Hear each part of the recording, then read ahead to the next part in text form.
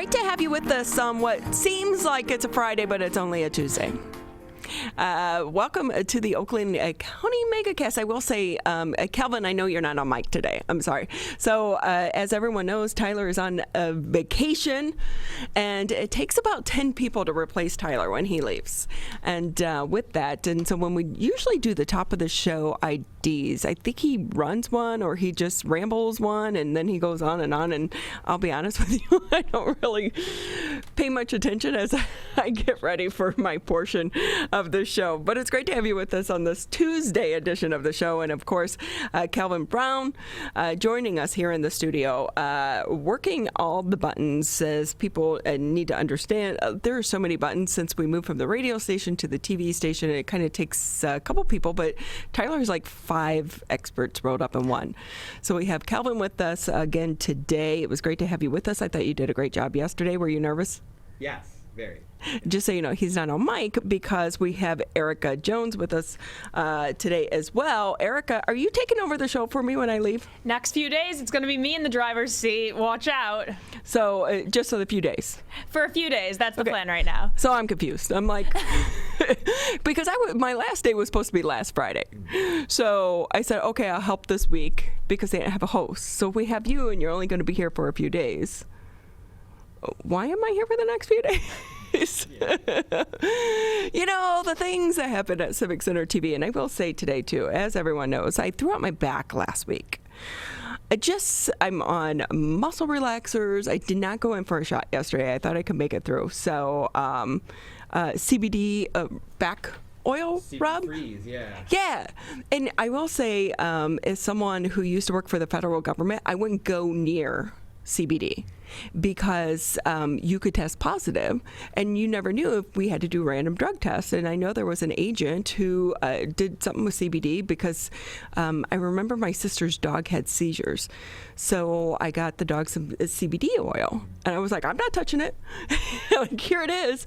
And so, but now, you know, I was like, oh, I don't have to worry about this. I don't work for the feds anymore. Who's going to do a random drug test on me now because I work for myself? Ding dong. So I CBD my back up before I came in here. But as Tyler and I have been telling you, they've been redoing the parking lot for the past, it seems like forever. Literally, it's been weeks. And so with that, we've had park over at the parks office, which is, it's a little bit of a hike. And yesterday I parked out front on the street, but then today they had the big heavy equipment. I'm like, I went to the parks, couldn't make it. I was like, I started walking. That's not going to happen. So I parked across the street. I was like, that's not going to happen. You're lucky I'm in here. So I ended up just pulling up in the back. So, you know, they can build the parking lot around my car. I'm only here for 2 hours, so. Great to have you with us. Erica, how are you doing? How's your summer going? I haven't seen you. She's been like a ghost. Her schedule says 12 every day in here, and I leave at 12, but I still never see you. You know, I'm doing great. It's been a lot of all over the place, traveling a lot. I'm doing a lot of stuff out in Troy, too, so I'm normally not here. I've only been here like maybe once a week, and it'll be in the afternoon, but I've been producing The Splash, actually, so haven't been doing as much with the Megacast except for your couple days off, but it's been good. A lot of big things happening over in Troy, and I'm excited to be back here this week, definitely. Well, you'll have a fun time because the one thing that Larry is now booking the interviews for us, and he does such a great job. He really does a really good job, and one of the things that we like about this show is that we are able to bring you long-form interviews. So as a journalist, you know, these are interviews that we typically would do, right? But you don't get that interview as the viewer. You would maybe get 15, 20 seconds out of a 20-minute interview. And so we can bring you the interviews live and in a long-form interview setting. And with that, I will say that I've noticed that mainstream media, a few people in mainstream media that have been following us, and I'll see some of the stories that we talk about a day or two later, they'll pop up in the mainstream media. So that says that we're doing something right. Pipe in. Everyone's sounds like it. Everyone's like, quit rambling. It sure sounds like we are. I would if I had a mic. I know, Calvin. I'm so sorry. We have a 3 mic stands. We should be able to have 3 mics potted up.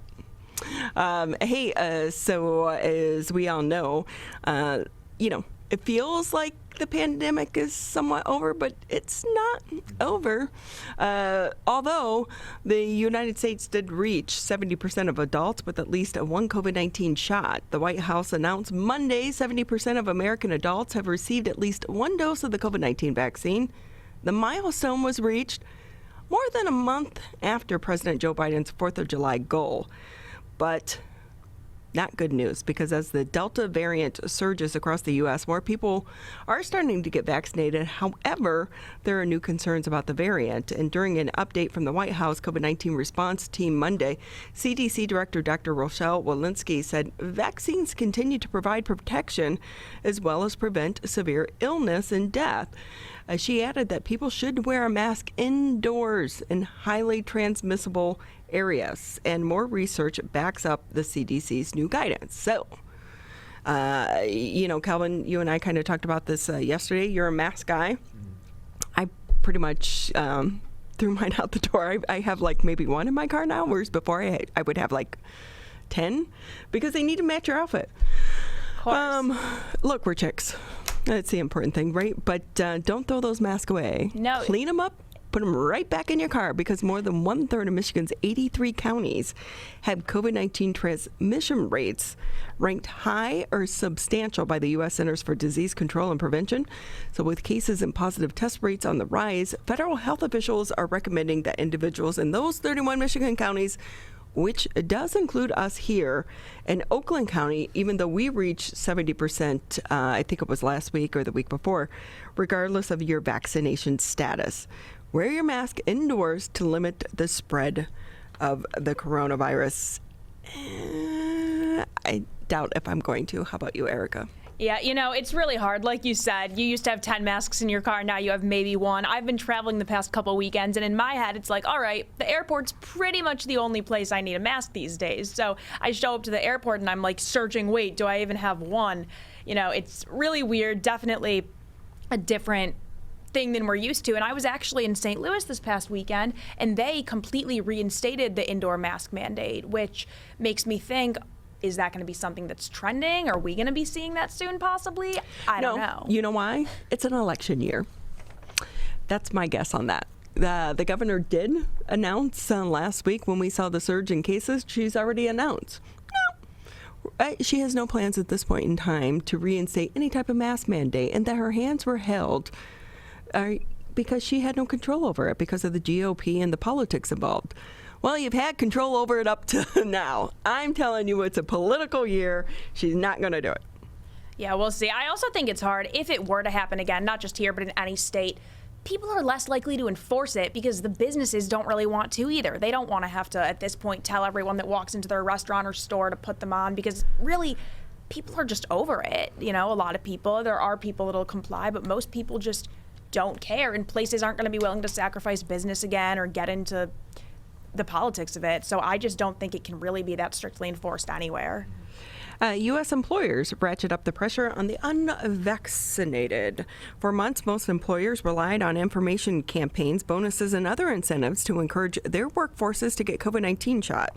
Now, a growing number are imposing rules to make it more difficult for employees to refuse, from outright mandates to requiring the unvaccinated to undergo regular testing. This is going to get sticky, I think, in the next few months.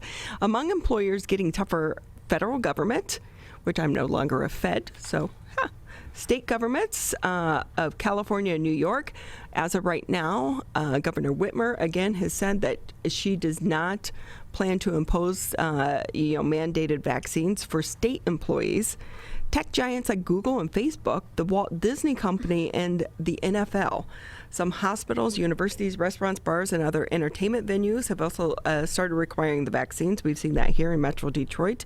Many of the companies that are requiring shots have mostly office workers, though, who are already largely vaccinated and are reluctant to work alongside those who aren't. Here's the sticking point, though. In contrast, major companies that rely on the low-income blue-collar workers, food manufacturers, warehouses, supermarkets, other store chains, they're shying away from the mandates for fear of driving away employees and making the labor shortage worse, because this has been such a tough time for so many of the businesses. So Walmart, Amazon, the country's two largest private employers, they've also declined to require its hourly workers to get vaccinated, continuing to rely on strategies such as bonuses and on-site access to the shots.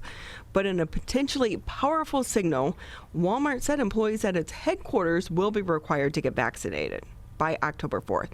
Biggest precedent so far has come from the federal government, the nation's largest employer. Joe Biden announced last week that all federal employees and contractors must get vaccinated or put up with the weekly testing or lose privileges such as official travel. And I can tell you, as a former Fed, that means a lot. You want to travel. Federal government has said it will cover the cost of the weekly test, but as for other employers, insurance may pay for such testing at some workplaces, but not others. I think this is going to continue to be a conversation. A lot of places are holding off, though, until the fall, when at least the FDA is able to, go through, because right now we're using the vaccines on an emergency use situation. And so until they can clarify the decision on the various vaccines, but I think Pfizer is the only one that's up in the fall, not so much the other two right now. Hello?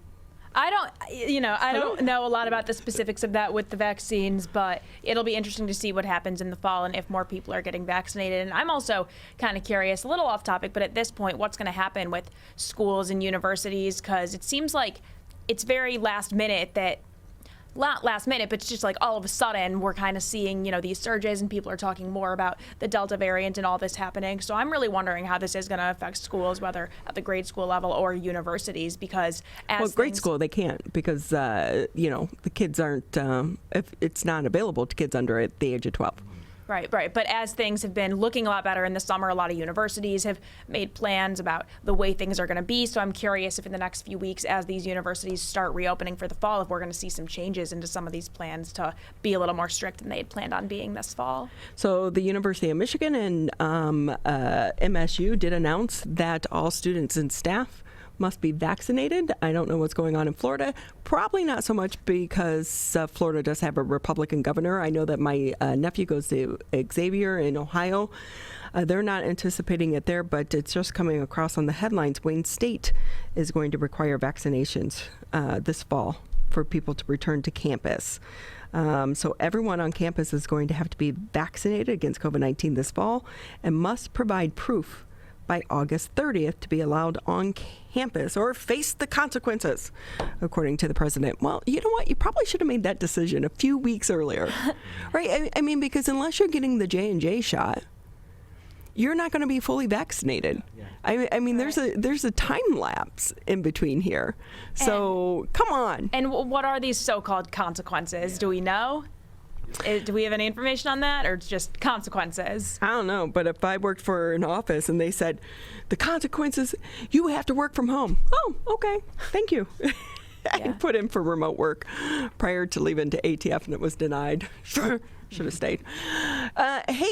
Two U.S. travelers were fined $19,000 providing false vaccination information to Canadian officials. So guess what? Because have you guys seen? You're able to buy, basically, just like I could get a fake ID, you can get a fake vaccination card online. So I'm not telling any secrets that aren't out there right now. Two U.S. travelers were fined $19,720 each for providing false vaccination information to Canadian border officials.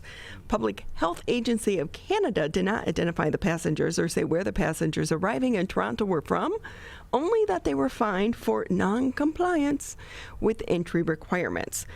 Each traveler received 4 fines, so for a total of $19,720 each for providing false information related to proof of vaccination credentials and pre-departure test. as well as for noncompliance with the requirement to stay at government-authorized accommodation and on-arrival testing requirements. So fully vaccinated travelers who wish to be considered for Canada's ease, quarantine, and testing requirements must meet all the criteria, including the electronic submission of their proof of vaccination documentation into Arrive Can prior to arrival at the port of entry. So I don't think your fake vaccination card, if you're sporting one, it may get you in to the Marble Bar in Detroit, but it's probably not going to work to get you across the border. Yeah, just keep that in mind. I wonder how badly those people needed to go to Canada, because that is a lot of money, and I'm sure it was not worth it. So that is crazy, and I'm wondering how they got busted. Well, they're border officials. I mean, hello, Erica. So I don't know what the logic is there of even thinking that would work, but who knows? People don't like to use their heads.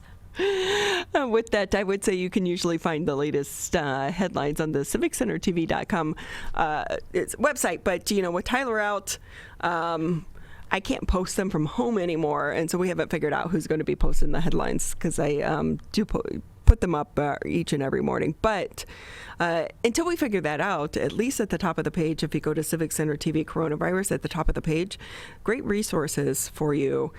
Direct links to the CDC.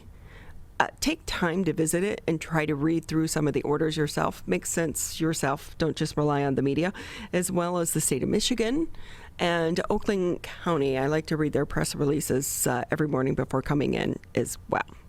With that, we have a great show ahead of you for this Tuesday edition of the Megacast. When we come back, we are going to be talking to a licensed clinical social worker, a therapist for couples and adults in transition. What exactly does that mean? Are you ready for change, Erica? Are you ready for change, Calvin? I can tell you I'm ready for some change right now. So I think we all are after this past year and a half. We need a little bit of change. So I'm definitely excited to talk to this first guest. Pamela Livingston joins us next here on the Megacast. And then coming up at 10:40, we'll be speaking with a teacher from the Avondale GATE Magnet School. We've been focused so much on throughout the pandemic on the regular students, but what about the gifted students? So we'll be talking with the teacher coming up all here in the 10 o'clock hour of the Megacast. You see certain things get reincarnated in your children. My daughter is very much inspired by my wife's artistic pursuits. So my daughter started making necklaces. She makes what we call affirmation fashion. I tell her every day that your black is beautiful. Your black is beautiful. Your black is beautiful. And if there's anything better than being beautiful, it's being smart. And if there's anything better than being smart, it's being kind. And reaffirming that every day is our method of making sure her chin never drops. My dad wasn't around, and I remember riding a bike and falling off and cutting myself, and me never just wanting to get back on it. People ask, how your children learn how to ride a bike, and you didn't. I didn't teach them. I just created an environment where they taught themselves, and all I had to do was be there.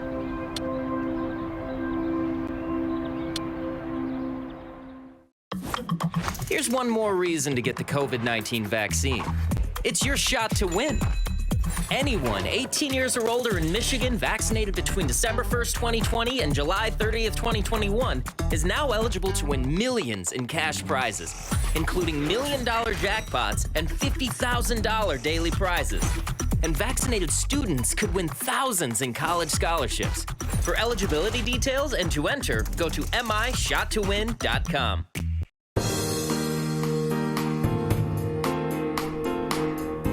Great to have you with us here on the Megacast. I'm Ronnie Dahl here in the studio, joined alongside the one, the only Miss Erica Jones, who is, are you still an intern officially? No, or an employee? I don't think I've been an intern in a couple years now, actually, but I don't know. It's somewhat of a summer internship always, I guess, but I'm going to be continuing working even as the fall goes on. So definitely more of a job now than an internship. I'm for sure an official employee. So Erica goes to the University of Miami in Florida. Go you! It's where my husband went to college. It's all about the U. And then Mr. Calvin Brown with us behind the boards. We're sorry, Calvin, that we can only have the ability for 2 mics today, but he's helping us out as Tyler is taking some very much needed and well-deserved vacation time. I'm hearing sirens. Like, sometimes you sit in the studio, just so you know, we don't have windows in here. So you're like, yesterday it was the pounding, and I'm guessing it was the heavy equipment, right? And then now I'm like, sirens? So a little story for you guys. I used to, you know, as a journalist, and when you're a young journalist, if you would see lights and sirens, you would turn around and try to follow them. And I did it one time and I lost them. And then, but I saw a news truck from the competitor. So I was like, oh, let me follow the news truck. They were taking the news truck to the repair shop to drop it off. And they saw me and they waved and started laughing at me. Oh, that didn't really help you with your story much, did it? I was like, okay, nothing. But I will tell you what did help is, you know, the people over at the dispatch, I had a hookup because I worked at a small station. I was like a one-man band, like a one-person newsroom. So I had a little hookup with the 911 dispatch, and I used to send them pizzas all the time. And so if I miss something, they would text me or, you know, call me, hey, Ronnie, want to let you know, just in case you might want to go out here. Food fixes everything, especially pizza. It's all about your sources. When you're a journalist, it's all about your sources. No question there. And with that, over the past year, it's been a complicated year for all of us as we've continued to navigate the COVID-19 crisis. And while we like to think that we're on the backside of this and it's in our rear view mirror, the Delta variant is making it very known that we're still in this pandemic. And with it, change is necessary. And change isn't always easy for some people, especially my husband. He does not like change. With us now, we want to bring in Pamela Livingston. She is a licensed clinical social worker and psychotherapy for couples and adults in transition, and the author of The Recipe for Change. Pamela, great to have you with us. How are you today? So, Pamela, can I ask you, how have you been doing over the past year and a half? It seems like you're well adapt to, you know, or well equipped to adapt to all the change that we've been having. Change has been part of my life since I was a young woman. And so for me, this last year and a half gave me an opportunity to continue doing all of my work.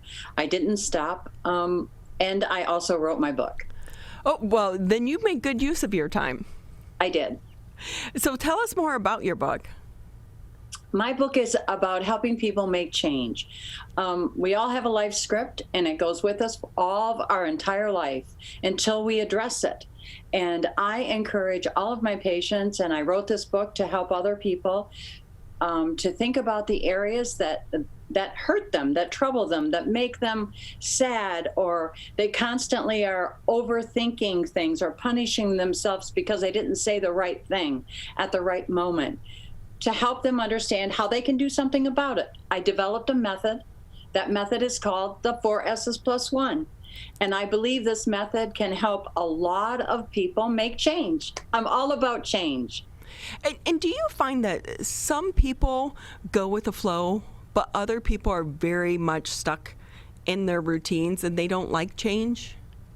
Well, nobody likes change. I haven't found anybody who really embraces change in a loving way, you might say.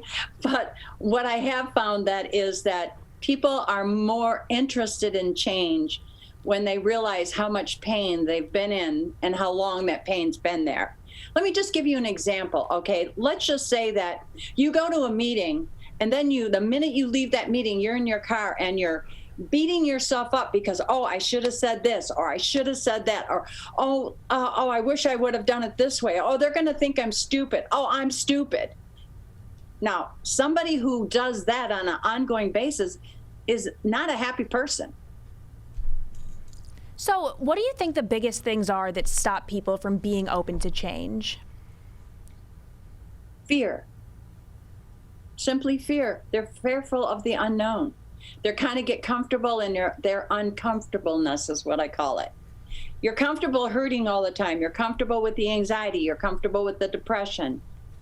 You get comfortable with it. It still hurts. It's not a full, rich life.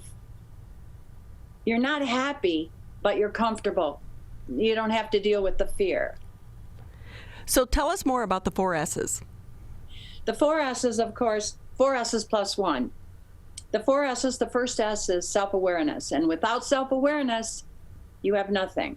You have to have self-awareness. Self-awareness means that you're paying attention to that negative voice that's in your head all the time, or that's criticizing you, or you're obsessing about something. I once worked with a person who was just constant, every little thing that they did, they obsessed about. And it's like, that's not a happy life. So without being aware that's what you're doing, you can't move forward. You can't make change. So the second S is building self-confidence. With a little more self-worth, you build self-confidence. You start believing in yourself. You start believing that you're a good person, that you can accomplish, that you can do things. And then, of course, the third S is self-worth. You develop a little self-worth. You start feeling better about yourself. You treat yourself better. You respect yourself. And of course, the fourth S is self-love. Now, lots of times when I say self-love, people say, gosh, that's that, self-love like Valentine's. No, I'm not talking about that. I'm talking about you treating yourself with kindness and respect. You're treating yourself like you treat other people, that you count, that you're important, that you're valuable. And of course, the plus S is self-discipline. Without self-discipline, you can't accomplish anything. You have to be able to focus. You have to be able to decide, I'm going to give to myself. I'm going to start paying attention to those negative messages. I'm going to start paying attention to how I treat other people, because maybe that's how I was treated in my life script. And so I've learned to treat people that way, but they don't like it. I don't have very many friends. So it's learning to understand yourself. I believe this method can help a lot of people. It's a little book, okay? The Recipe for Change. It's something that you can go back to, like your favorite old recipe. You can go back to self-worth and read that chapter and go, oh gosh, I got to start paying closer attention. Or maybe you're paying attention, but now you're struggling with feeling worth around that. So then you go back to the self-worth chapter and you read that. It's like your favorite old recipe. You can go back to it. It can help you stay on track to have a happier, fuller life. Pamela Livingston with us here on the Megacast. She's a licensed clinical social worker, psychotherapy for couples and adults in transition, and the author of The Recipe for Change. And I recently was listening to a podcast, and the one thing they mentioned when you're reading a book, to mark the page of the book until you fully grasp it. Because we see so many people that will devour these self-help books and really not change with it. It's like, no, read it until you embody it. Well, for me, I didn't write this is 90 pages. So people are going to be able to read it quickly. They're going to be able to go back to it. It's broken up in a way that you can go back to the chapter that you need to go back to. I made the print a little bit larger. We like larger print once we're over 40, by the way.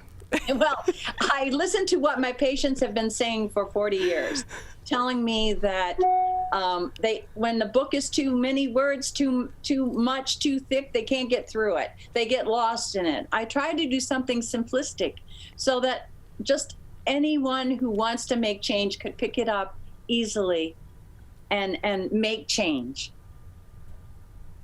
Yeah, so you say you help adults in transition. What exactly do you mean by transition? Is that just anyone who's looking to make change, or elaborate on that a little bit? Okay, transition is interesting. Okay, so people going through a divorce, they're going through a transition.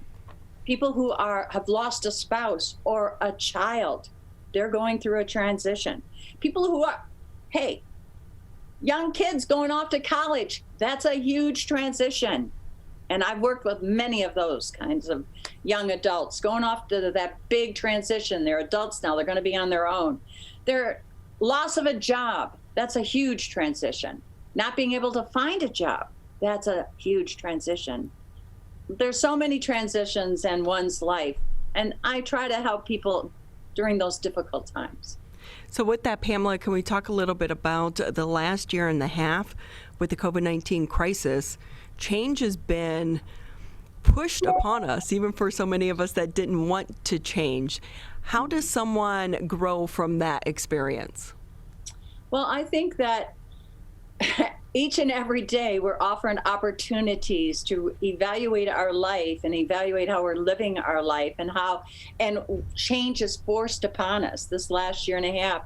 And I don't even know if we should say last year and a half. I think it's ongoing. Right now, there's a lot of concern. My husband works at the Apple store at Somerset, and it's like, bless his heart. Can I tell you, I spent a lot of time over the past couple weeks at the Apple store. Bless his heart.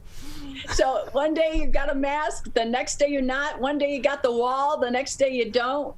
The next day you're working from home, the next day you're not. So I think that, all of us in different ways are going through a transition.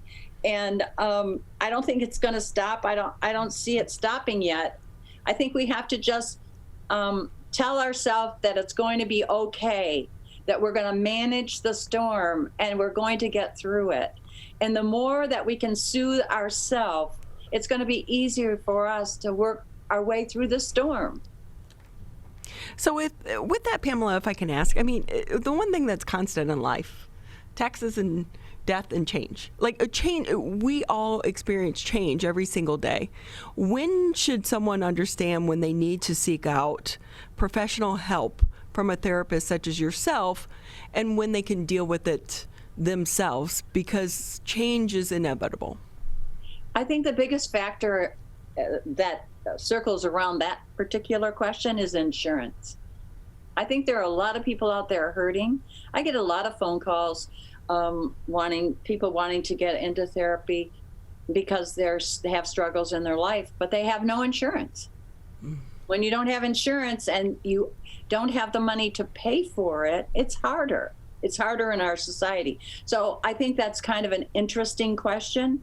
I think that there's a lot of people hurting, and those who have insurance or the funds to be able to go to therapy sooner or later find their way to therapy. People who are in pain, don't have insurance, don't know how to work the system to get help, those people stay in pain. They might want to make change, but they can't make change. So what does it take to make a lifelong change? I think I read somewhere once before, is it 14 days to change a habit or 30 days? Well, I think that it takes 3 to 6 months to really, if a person is focusing on one particular area in their life, okay, I think that it takes 3 to 6 months to really dedicate yourself to that particular area.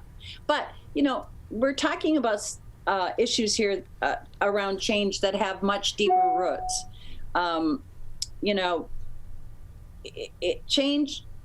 Superficial change can be made in, 14 days. You can stop drinking Coca-Cola in 14 days. But if you constantly beat yourself up and are hard on yourself, it's going to take longer than that to lose those, choose change and develop new behavior patterns. Pamela Livingston with us here on the Megacast. She's a licensed clinical social worker and psychotherapy for couples and adults in transition, and the author of The Recipe for Change. And Pamela, can I ask you, how has it been for you with business through the pandemic? Because sadly, we have heard domestic violence is up because of the COVID-19 crisis. So many couples are having a hard time navigating the crisis that we're in, but also they're spending a lot more time together as well, and the stress. So have you been busy trying to address more couples and families and dealing with the crisis? Of course. I've during the whole shutdown, I worked all online. I saw all of my patients online, and I did see that there a certain amount of stress. Some people were able to weather that, and other couples were not. I worked with people who were, at the end of the day, they gave the relationship up. It was a difficult time. It is a difficult time. So you talk about different types of change, and you mentioned the example of, okay, sure, you can stop drinking Coca-Cola in 14 days, but that's different than a lifelong change. And with your book, The Recipe for Change, how do you distinguish the difference in coping mechanisms and dealing with a change like stopping drinking or eating something versus going through a divorce? Because obviously those situations are very, very different, but do you still handle them in similar ways? Well, I think that really the Recipe for Change, my book, is about helping people make lifelong change. Okay. I think more people are able to decide, hey, Coca-Cola isn't good for me. My doctor tells me I shouldn't drink it. It's got too much sugar. I'm going to just stop drinking it. And they're able to do that. Okay. But lifelong habits and behavior patterns, that's really what I address in my book for The Recipe of Change. Okay. It talks more about lifelong patterns that you developed when you were much younger, and you've kept those patterns and they've grown up with you and become more destructive. And so in my book, I'm addressing lifelong patterns that have created stress and dysfunction throughout your life. Pamela Livingston with us here on the Megacast. Pamela, how can people find the book and more information if they're interested in trying to connect with you to get services? You can find my book on Amazon. It's right there. Just type in the Recipe for Change, Pamela Livingston, and it'll pop right up. Hey, what was it like for you to write the book and to actually publish it? Let me tell you, I have a story, okay? I'm a 74-year-old woman who was on welfare. I had 2 children. I was very lost. I came from a family that didn't believe women should be educated. I found my way to education. That was my first step to change. So I am a person who believes in change more than anything else, all right? I think you have to decide that your life is a life that you don't like anymore, and that you can do something about it. And that's what I'm here to tell anyone who's listening. If you're in pain right now, and you've been in pain, you can do something about it. There is no magic wands, there's no magic quilts. You have to get up and you have to decide, I'm going to do something about it. And then you can make change. And it starts with believing in yourself and taking those steps to make it happen. Yes. Well, Pamela, it's been such a pleasure having you with us here on the Megacast. We so appreciate your time. Thank you for having me. And thanks for sharing your story. I know it's not always easy to do. Take care. Pamela Livingston with us here on the Megacast. She's a licensed clinical social worker and the author of The Recipe for Change. You can find her book on Amazon. Wise words in definitely a difficult time for so many of us right now as the COVID-19 crisis continues to loom on. We'll take a break here on the Megacast. When we come back, we'll be speaking with the teacher of the Avondale GATE Magnet School. That's next here on the Megacast. Can I ask you a question? Why did you get vaccinated? I'd like to go to these school dances and spring break to have fun. I want to be in person for college next semester. I want to get out of this pandemic. I wanted to protect the people around me. Why did you get vaccinated? Because I'm really looking forward to hanging out with my friends. I just want to go to a show, dance around, not have to worry about anything, feel like I'm free again. So we can not miss out on the best years of our life.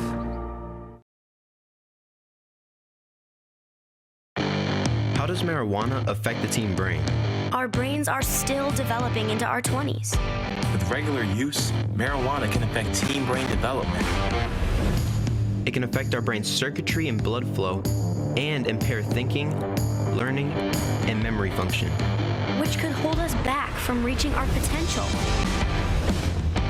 Don't let marijuana mess with your brain. Get the facts at michigan.gov/drug-free. Here's one more reason to get the COVID-19 vaccine. It's your shot to win. Anyone 18 years or older in Michigan vaccinated between December 1st, 2020 and July 30th, 2021 is now eligible to win millions in cash prizes, including $1 million jackpots and $50,000 daily prizes. And vaccinated students could win thousands in college scholarships. For eligibility details and to enter, go to mishottowin.com. Trevor Project is sharing how you can support LGBTQ youth who may be at risk. It's simple. Just show them that you care. C-A-R-E. Connect. If you noticed any warning signs of suicide from someone you know, reach out to them. Ask. Ask directly, are you thinking about killing yourself? It might be challenging, but talking about suicide is proven to reduce risk. Respond. If they open up to you about their suicidal ideation, honor that trust by responding with compassion and empathy. Empower. Talking openly is a great first step, but now you can empower them with the information and the support they need to improve their situation. Learn more about how you can show them you care and help prevent LGBTQ youth suicide. Visit trvr.org/care.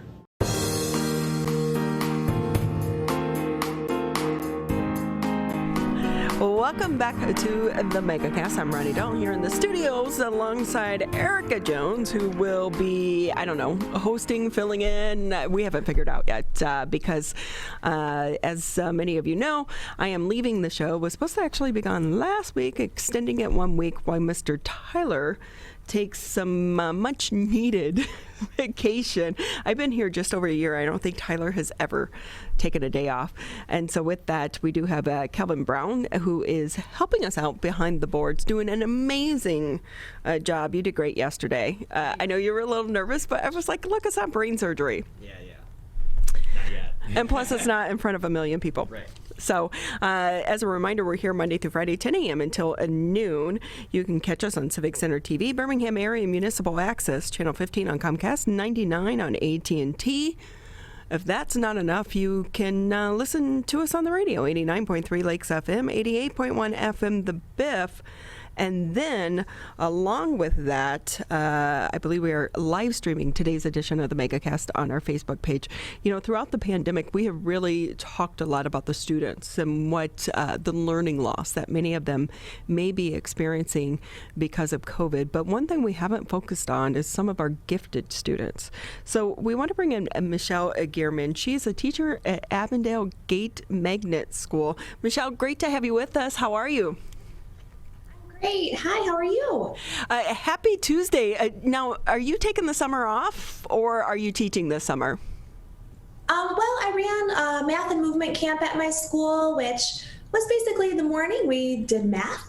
And in the afternoon, we played basketball and foursquare and floor hockey, and just to keep the kids active for those that missed out on activity during the pandemic, being remote, and boosting those math skills. And that was really fun. And I keep busy with lots of things. So tell us more about the Magnet School. Okay, so GATE was formed in 2017. So Kate Martin and myself were the founding members when the Avondale School District decided they wanted to have a gifted magnet school. And so we've grown from just us 2 teachers to now we have 10 teachers plus 3 specialist teachers, so 10 homeroom and 3 specialist teachers, and support staff from a student population of 32 our first year to well over 200 now. And it's been wonderful. I love it. And basically what we do is we test students if they are interested in applying to our program. We use the COGAT test, which is a cognitive abilities test. And it really measures fluid reasoning and creative problem solving skills. So it's not just a math questions type of a test. It really is a great test for measuring giftedness. And then if students are able to join and it's a good fit for them, we just differentiate. And so that means if you're in 2nd grade, but you can do 7th grade math, then that is what we teach you. Oh my gosh, a 2nd grader doing 7th grade math. Yeah, can you teach me 5th grade math? I sure can, Common Core and all. But yeah, it's really fulfilling because the kids are never overwhelmed. They're never bored. They are learning what they're ready for. So we do a lot of assessing in the most engaging and fun ways for the kids that we can. So we're getting the right reading, math, science, social studies curriculum to them. And then just a lot of student empowerment and enrichment time for them to focus on their goals. I think our main goal, and the goal of most teachers, is just we want to increase the world's reservoir of creative and productive people, experts in fields to change the world. I mean, that's really what it's about at the end of the day. And what's so great is your school district recognize this, and that all students learn differently, and how to tap in to their learning abilities to make them the best that they can. But what's it been like? Because it was a fairly new program, and then COVID hit. So how did you manage over the past year? You know, it was a lot to think about, because of the fact that, like, if I have a population of students and I know that this person is in 4th grade doing 7th grade math, and this person is in 3rd grade and, you know, doing 3rd grade reading, and, like, you know, there's, you know, you have 20 some students and there are different ability levels across subjects, and I prepped for all that, teach all that, assess all that. And so we went all remote for a while, and that was really hard. There's so much small group and one-on-one. I was on the computer the entire time. I literally didn't take a bathroom break because I was meeting with small groups. So the kids had breaks, but I had to make sure I got to everybody. And I was so surprised how much harder that was to do online for me. And also how much more the kids were starting to get burnt out, even though they had breaks, not as engaged, not seeing each other in person. It really did make a huge difference, and it really was hard. I just felt like I was running a circus to keep them engaged and, you know, ready to go, but we got through it. And then we went hybrid. So I was in the classroom, and about half my class, well, actually it was 2/3 for me, came in person, and 1/3 stayed at home. So I'd be in the classroom, teaching everybody in person while on Zoom so kids at home could see me. I'd put the in-person kids in small groups, and I'd have small groups with kids at home. So again, crazy, but it was much better. And some kids in person, what I did was I had a perfect ratio so that there could be a student two students in person and one at home in groups of 3. I did that many times just for social things. And the kids at home, I mean, they came alive just to be able to, they could see other kids in the classroom and what's going on in there. And, you know, they really liked that. We played a lot of games. So that helped too. But it was a wild, wild year. And let's hope we don't have to repeat it this fall, because when you hear the news and the concerns with the Delta variant, are you worried that we'll have to go back to remote? You know, I worry a little bit about that. I do think Avondale did a great job of preparing us and helping us have resources. So I feel like now, you know, I'm ready for it if it happens. I know what best practices are, not just for gifted students, but, you know, if you have to teach remote, if you have to teach hybrid, how your parent relationships change in that situation. So I feel very prepared, which makes me feel less anxious. And like more excited and confident I can do a good job as a teacher, my best possible job in that situation. But I really hope it doesn't happen, because my best possible job teaching remote doesn't compare to what I'm able to do in the classroom. And I want the kids to have the best education. Michelle, how long have you been a teacher? So since 2009, I started out teaching college. And I taught writing, creative writing, and composition. And then strangely, well, when my son was starting middle school, a position opened up there. And I'm kind of a stalker mom, and people thought I was crazy, but I was like, I kind of really, this is a pivotal point. I kind of really want to, and my son's gifted, by the way. So he struggled with, you know, he always needed different curriculum. He needed something more. And I did a lot of that myself. So that's part of why I did that. There wasn't anything like GATE available to me in St. Clair County where I was. And so I did that. And then when I heard about this opportunity in Oakland County for a public gifted program, I was just so excited. And I applied, and I, you know, was really hopeful. And when I got the position, I was just overjoyed, because I just think it's so needed to have public gifted programs. I mean, differentiation and empowerment and student-driven classrooms are wonderful. I applaud Avondale because they really provide PD for that for the whole district. I did a talk this past year on how all teachers can reach gifted students, but you know, there's a couple things that make GATE especially different, but differentiation, student empowerment, those are things that should happen in every classroom anyhow. And so to be a part of Avondale District, I'm the happiest here that I've been at any position, and my previous positions were wonderful. I just absolutely love it. What's so great about this is because I feel like a lot of times when you have some of the gifted students, they go to private schools or the International Academy, which we know can be is so hard to get into. But this seems like it's a program that's for kids locally, like it's attainable for every kid if they fit the criteria. Exactly. No matter your socioeconomic status, the test, is just a measure of your giftedness, and I don't see any correlation to giftedness and socioeconomic status when whoever can actually be tested. I mean, it's so prevalent, and to be able to reach more kids that maybe don't have the resources or live in an area for private school is what I'm most passionate about. The more we expand, the more exciting it is. And it's such a diverse area too. So not only we're diverse in so many ways, and I think that's a beautiful thing as well. So, Michelle, if I can ask you, because we know the last year has been a test for all of us, any silver linings for you as a teacher coming out of the past year and the pandemic? Any lessons or changes that maybe, you're happy that, had to happen and you'll take them forward post-pandemic? I would say relationships first. I mean, I think relationships struggle in a situation like this.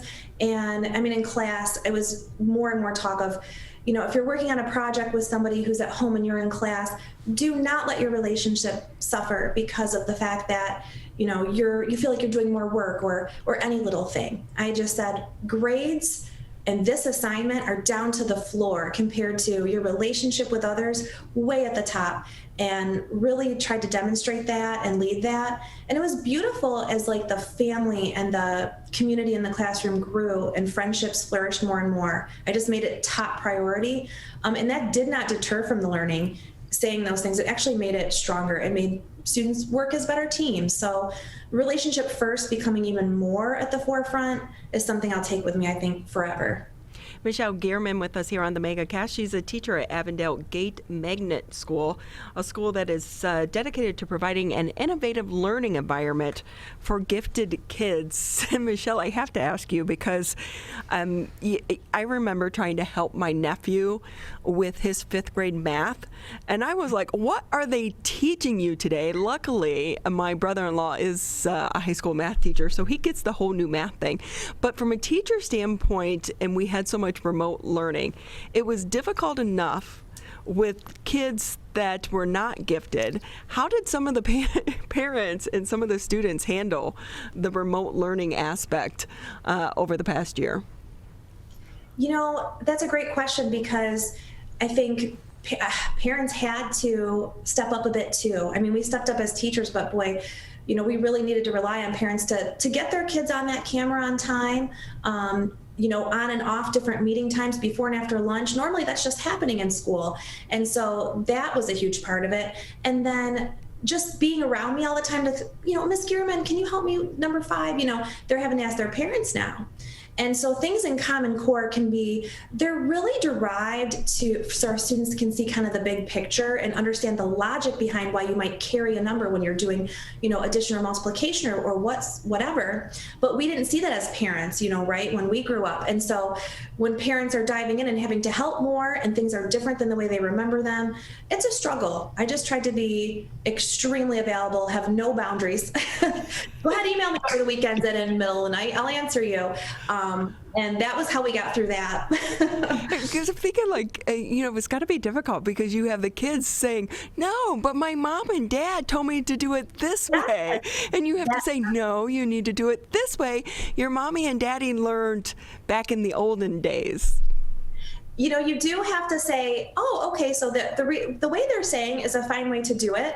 The reason why we're doing it this way is because it helps you to understand. And I talk about the background, and we even talk about who first understood that way of doing it, why did that happen? And so they're interested in the history of how learning has changed over time and why people leading in the field now think that this is a better way. And gifted kids especially, you have to give them a reason why you're doing it this way.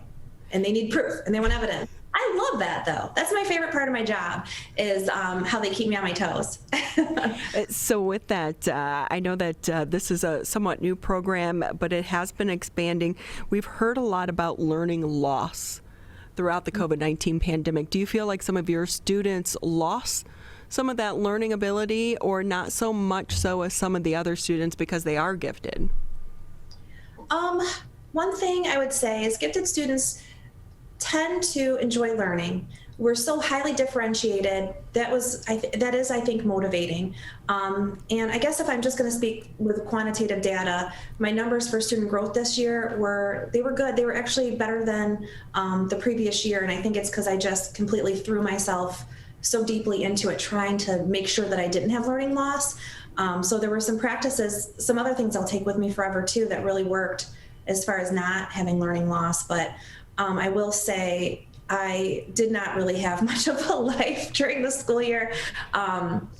It wasn't a work-life balance, but I got the job done. I think if teachers, didn't completely throw themselves into it, you're going to have learning loss. It was hard, but some students struggled. Luckily, some of the students that struggled came to the math and movement camp to make up. I think math is one area where if you show a little bit of learning loss, it's something that you can boost more easily than, like ELA and things like that.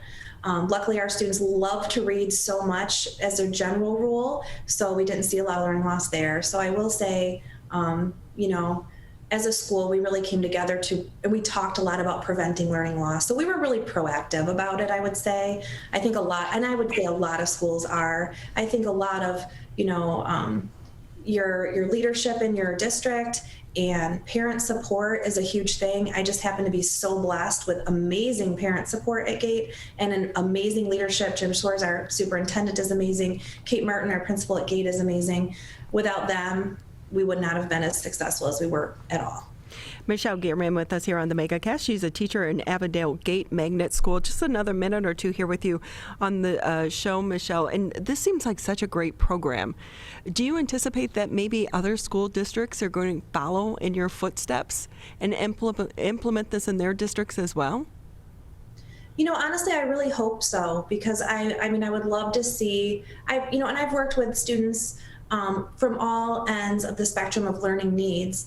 And gifted was the most underrepresented publicly throughout my whole career. So I'd love to see them represented more and see them come to life. I think they need support just as much as anyone else who needs something different than the general classroom procedures. And so I would love to see a gifted program in every school, even if it's just a cohort of teachers getting together to make some things happen. And I love reaching out to people and talking to people about, even on a small scale, just getting it started. I think we're all in it together as teachers. There's no competition. We all just want students to do well.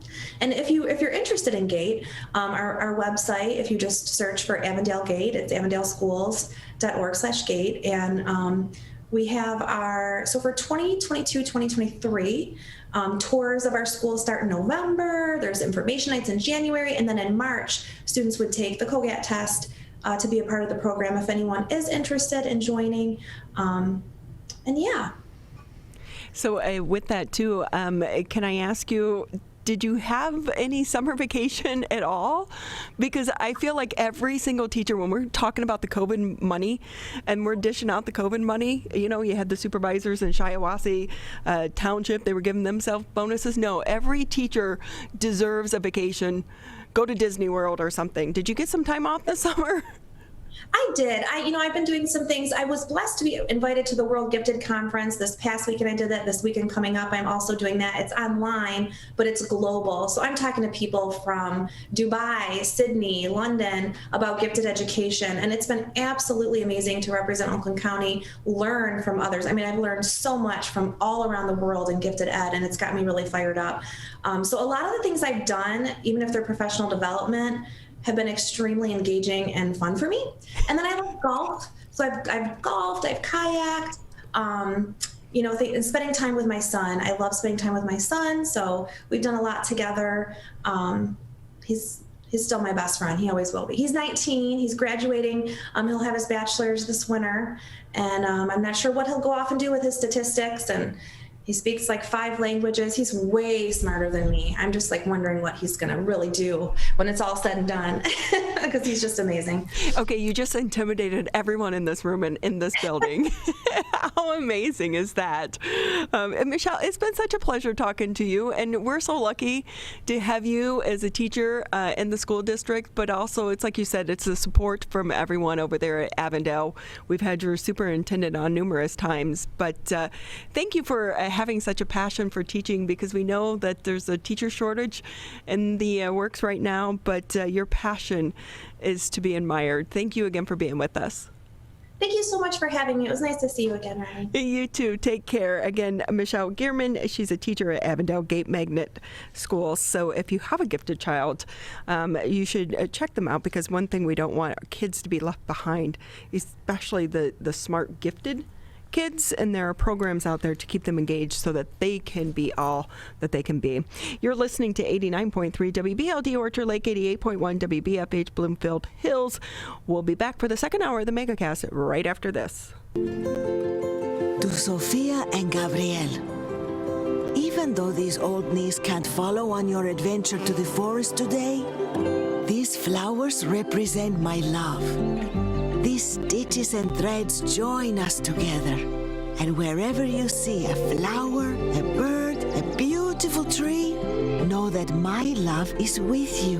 Make the forest part of your story at a park near you. Find one at discovertheforest.org.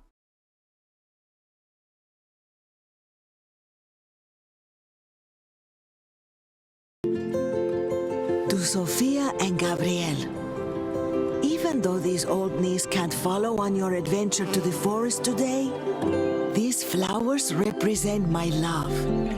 These stitches and threads join us together. And wherever you see a flower, a bird, a beautiful tree, know that my love is with you. Make the forest part of your story at a park near you. Find one at discovertheforest.org. People are getting out to walk and bike in higher numbers. More vulnerable road users and higher speed traffic can be a dangerous combination. Crash severity has increased, so if you're driving, be sure to slow down and look for people. There's no need to speed. If you're biking, ride with traffic. If you're walking, avoid stepping into the road if possible. If you have to walk in the street, walk facing traffic. Learn more at walkbikedrivesafe.org.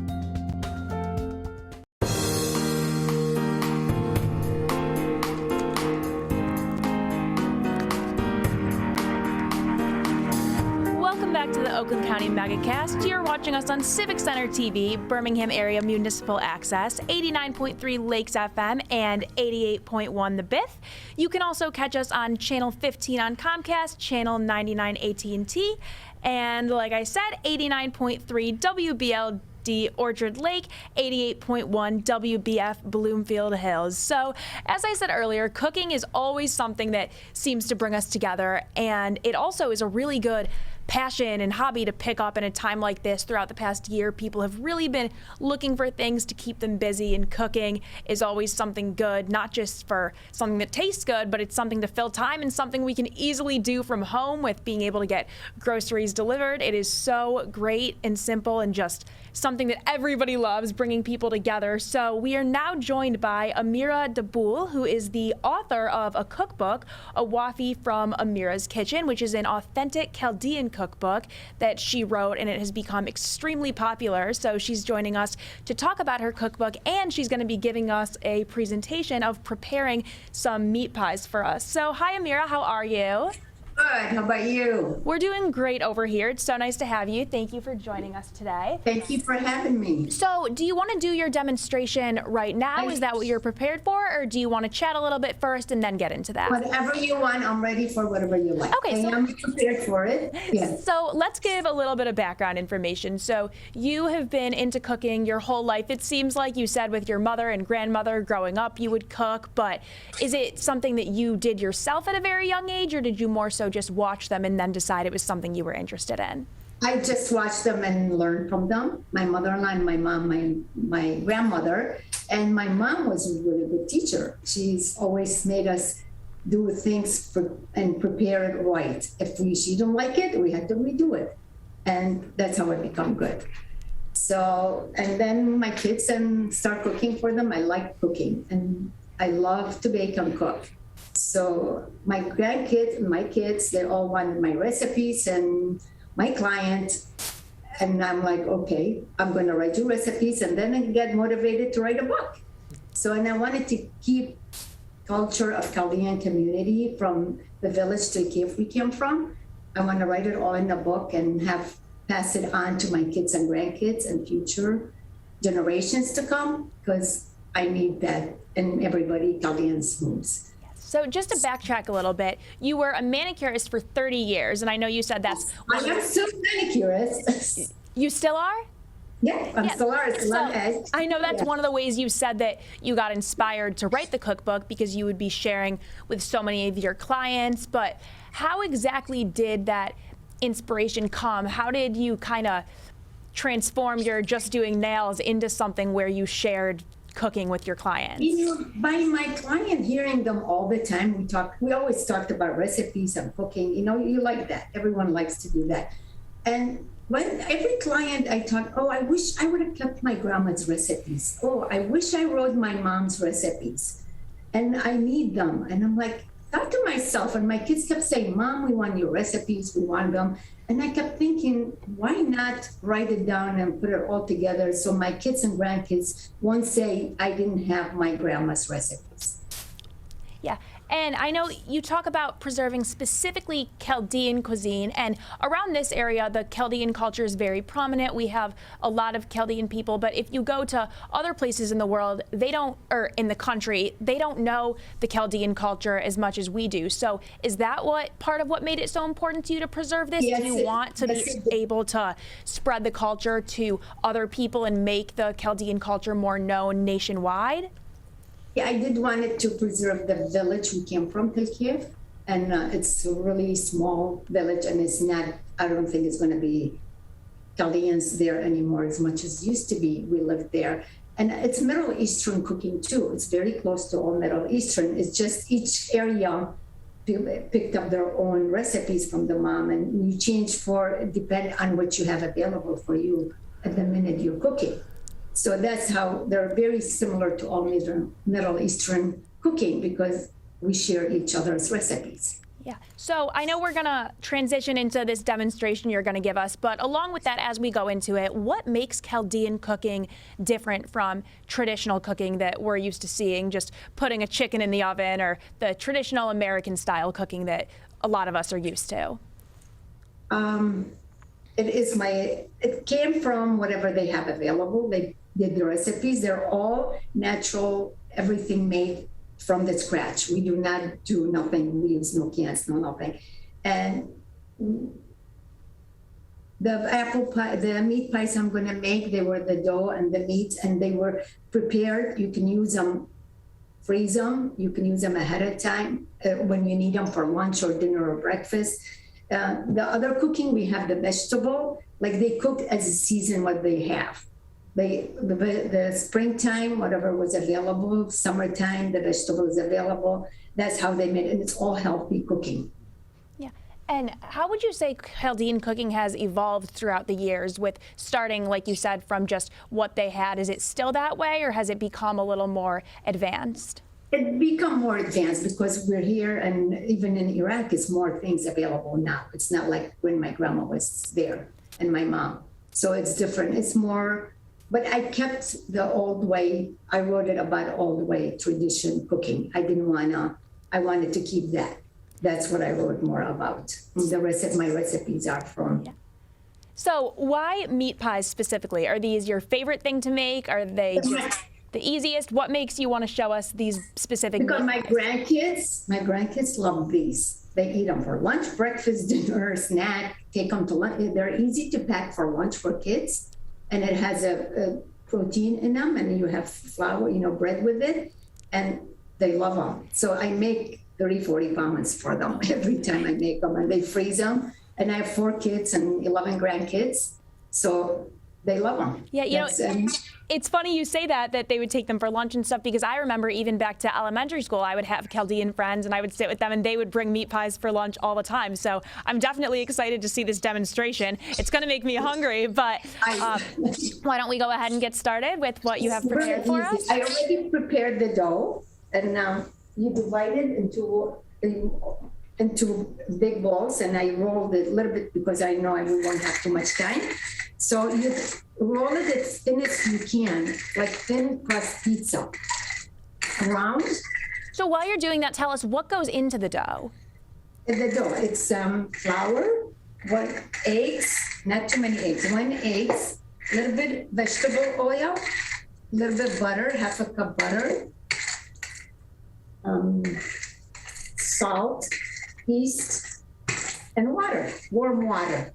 And then, because we can't actually feel it, the consistency looks like a little bit thinner than maybe a pizza dough. How would you compare it? It's pizza dough. It's same way. You do it as a pizza dough, and you do it like thin crust pizza. You roll it as thin crust pizza. When I cut it, I'll show you the circle. So what I do is, because it saves you time instead of doing one by one. Some people, they like to do it one by one. I want to save time, so I roll it big as a thin pizza, round, thin, large pizza. And then I use a hamburger cutter. The size is perfect. I like the way the size and shape of it comes out. So here. So is that a standard size, or will people make them all different sizes? Okay. Standard size. And you could do bigger, smaller, whatever you like. And what I do is cut it all. See, that way you have a lot of them ready, so you can move fast. You don't have to slow down on making it. You can finish faster than doing one by one. And the rest of the dough, you collect it and knead it again and put it on the side so it can rest and rise again, and you could use it, do more of them. How long do you have to let the dough rest for before you start cutting the individual pieces? 5 minutes. Oh, okay. So by the time I'm done with these, stuffing them and shaping them, the dough will be rested and it'll be ready. Okay, so you need it, you make it. There's no sitting it overnight or anything. You can make the dough and get going right away. When you do the dough, 2 hours minimum when you first start with the dough to let it rise, 2 hours, and then you can start doing it. And then I have the filling, which is coarse grind beef. I saute it, and I cut 1 onion, small onion, saute it, and put my spices, which is curry, black pepper, salt, and baharat a little bit, not too much. I don't like too much in there. I like more curry.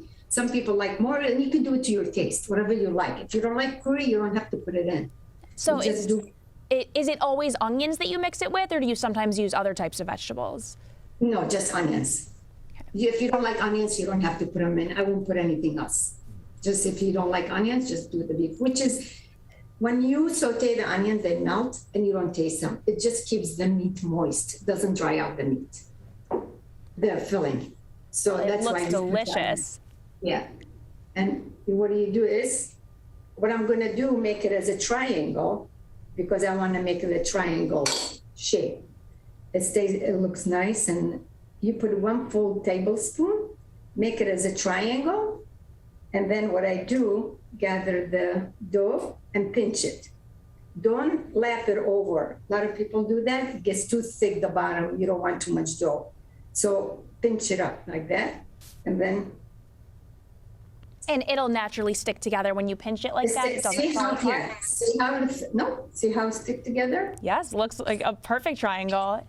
Yes, and now what I'm going to do is press it down a little bit to get the air out, because when you bake it, you don't want it to blow, Right.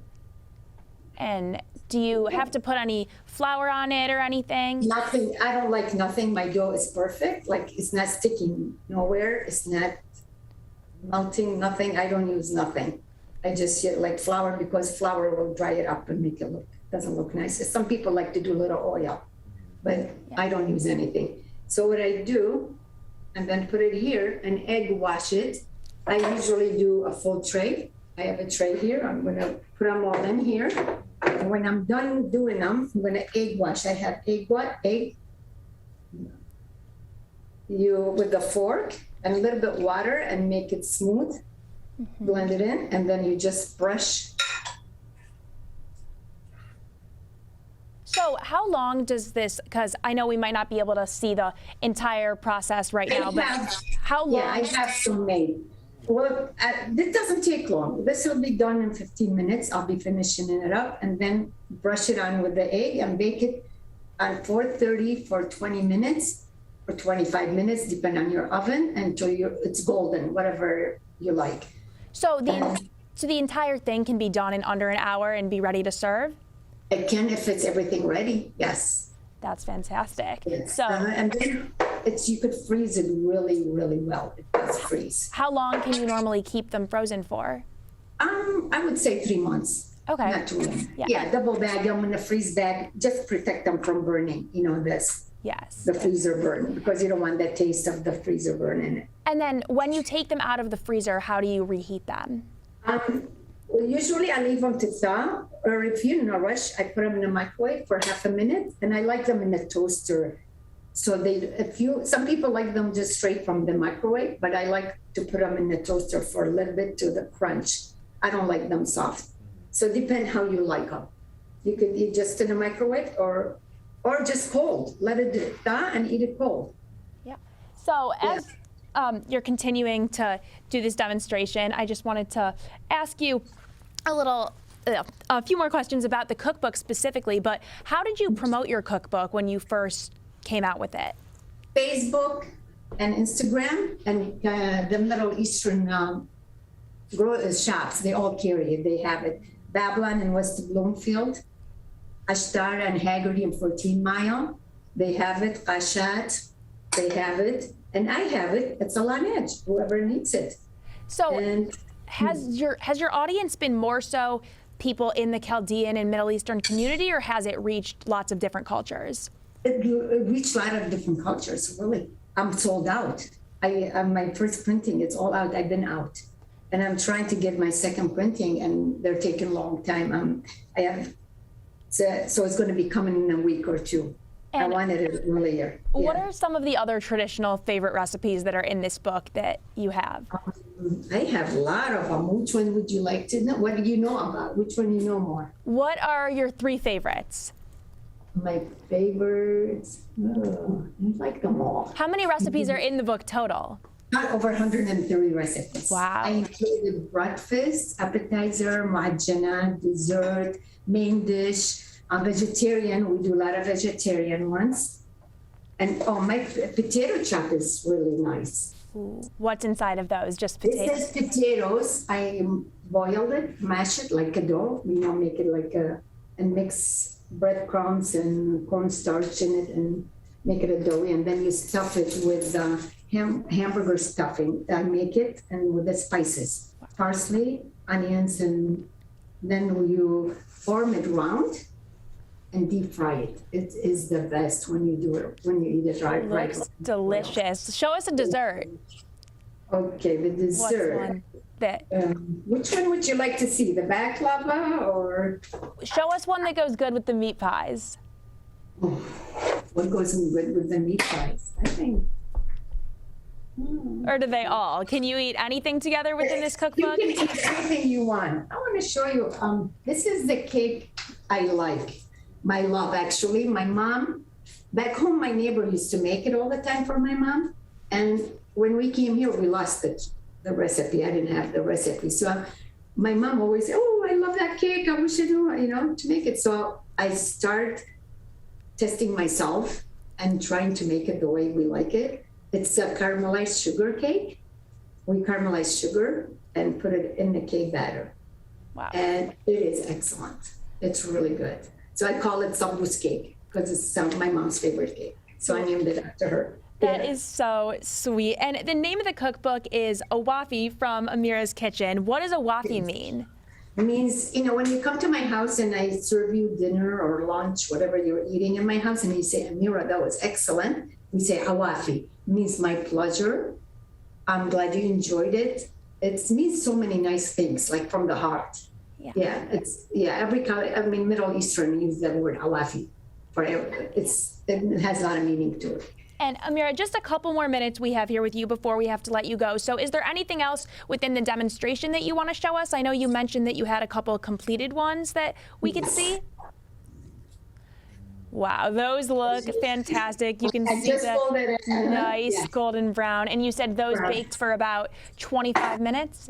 Yes, 20 to 25 minutes, depend on your ovens and your. So what I do, let me show you how it is. Cut it open. See how soft? Yes, let's see the inside. How it is. See how nice it is? Yes, that looks delicious. And what are some side dishes that you might serve with these? You know what? You could eat it with yogurt, Greek yogurt. Use it as a spread. Dip it in as a sauce. Yes. It's really good. Actually, it's just you eat it like that with tea, coffee for your lunch with salad. Mm-hmm. You can have salad with it. Yeah. And so you are working, I know you said you're completely sold out. The book has been a huge success. That makes me so happy for you. Congratulations on that. And you're working on a second print. Is that a new cookbook with new recipes or just? That's the same one. Just the same book. I ordered another print. And when can we expect to see that one on shelves in stores? August 15th. All right. It's going to be out. Well, Yes. Amira, thank you so much for joining us. This demonstration was fantastic. It's been great talking to you, and I'm definitely looking forward to trying these myself. They look delicious. Oh, do you have something you want to tell? Yeah, if you want to order, you could pre-order or order when it comes in. If you want to order in August, middle of August, or pre-order. And Amira, www.amiraskitchen.com. All right. Well, thank you so much. It's been great talking to you. Have a great rest of your day.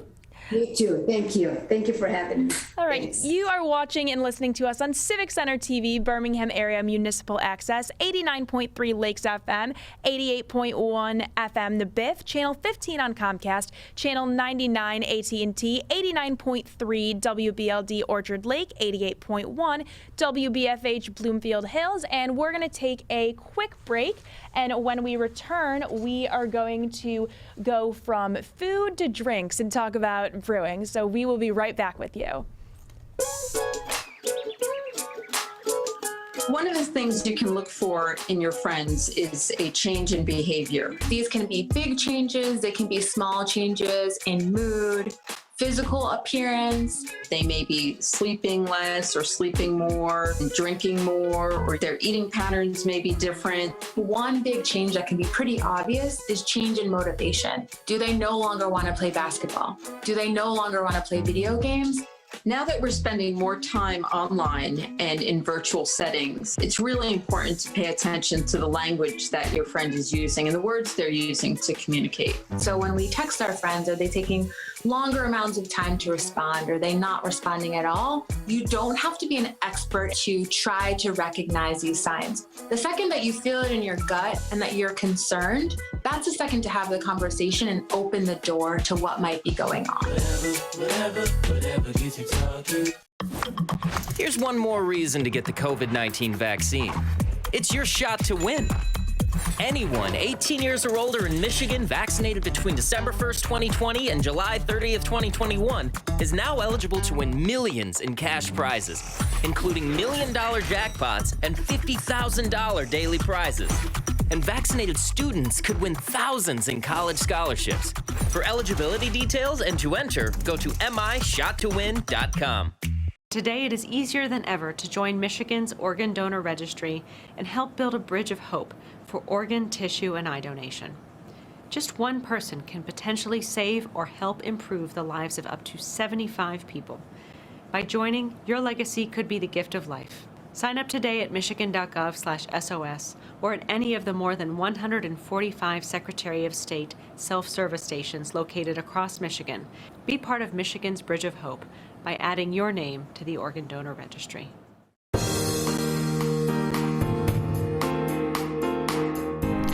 Thank you for taking time out of your day to be with us here on the Megacast. I'm Ronnie Dahl here in the studios alongside Erica Jones, who will be filling in. Are you here next week? When do you go back to college, Erica? Going back in a couple weeks, but I know I'm here this week. I don't know if I'm going to be here or out in Troy the following week, so one day at a time. Not going to make any promises as to what's going to happen next week. We're still figuring it out. It's on a need-to-know basis around here right now. That's kind of what we're all working with. A need-to-know basis. There you go. And also Calvin Brown joining us here in the studios. And we want to give a shout out to Calvin's dad, who is watching and listening to us. And we're hoping that sending you well wishes, Scott Brown. I actually went to high school with Scott Brown. He played in a band. No, I don't think your dad's from Tiffin, Ohio. No, he's not. But he Bless his heart. If you are from Tiffin, Ohio. So from food to beer, alcohol sales have been skyrocketing through the pandemic. But at one point in time, there was a crisis because of the supply chain. And remember way back in the beginning, we couldn't do our returnables. Mm-hmm.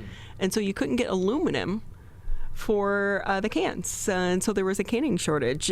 Joining us now, we want to bring in Dave Cicotte. He's the Director of Sales and Marketing over at Brew Detroit. Great to have you with us again, Dave. How are you? Great. How are you? Thanks for having me. Hey, I just want to let you know it's okay for you to have a beer before noon because you work for a brewing company and it's 5 o'clock somewhere. Sometimes it's necessary, we have to do quality control and whatnot. So, tasting before noon to make sure that the canning run can go on as scheduled is actually necessary. So, yeah, thank you. Hey, did you guys have a problem getting the supplies in order to be able to can more of your beer? We never had a problem because the company that we use, we put in orders ahead of time, but we weren't able to. The year prior, we were able to get as many as we needed at whatever time we needed them. We had to kind of pick and choose a little bit more during the pandemic. So it wasn't like we could get entire truckloads at one time for each size can that we use because we do use different size cans as well. So there was concern though at a few points where we started to think of backup plans, what we were going to do should we run out of cans or not be able to get them. So we were in that mode at least.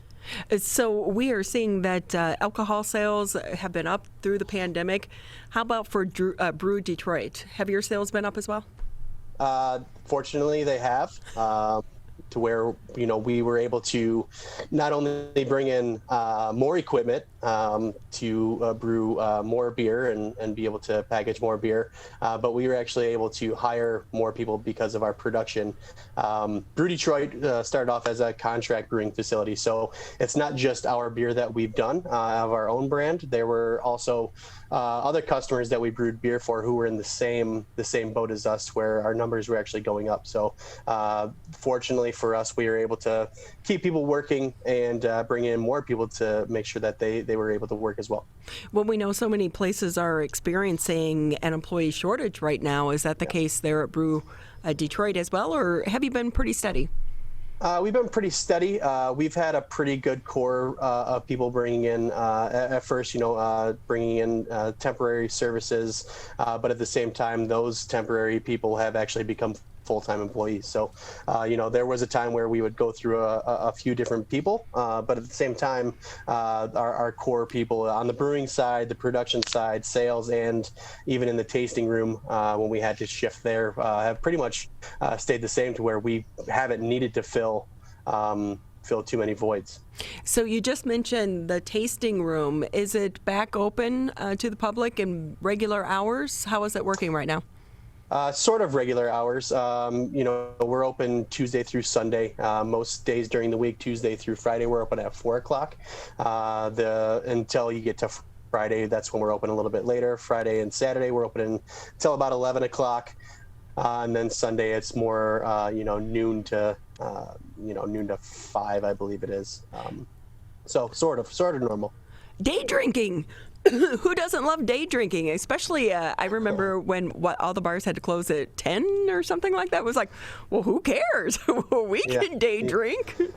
Yep. Yeah, that. And talking about that is we actually applied for what was supposed to be a temporary space to outdoors, so we were able to bring in some money and keep our tasting room staff working. We applied for a temporary beer garden, which was in a parking lot next to the brewery. And which since then we've actually applied and have been granted permanent beer garden. So now we have a permanent outdoor space on top of the 2-story indoor space that we have. So a little bit of a silver lining for your company there coming out of the pandemic. And let's get to the important stuff. How do you come up with new flavors of beer?